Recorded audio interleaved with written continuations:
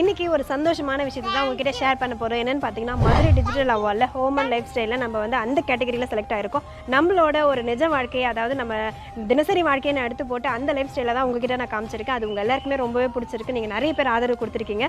இந்த அவார்ட் ஃபங்க்ஷனில் உங்களோட ஆதரவு எங்களுக்கு ரொம்பவே முக்கியம். ஏன்னா இது ஓட் மூலமாக தான் தேர்ந்தெடுக்கப்படுது. அதனால் வந்து நீங்கள் எனக்கு ஓட் பண்ணால் மட்டும் தான் இதில் நான் வின் பண்ண முடியும். அதுக்கு எனக்கு இந்த தகுதி இருக்குன்னு நினச்சிங்கன்னா எனக்கு ஓட் பண்ணுங்கள்.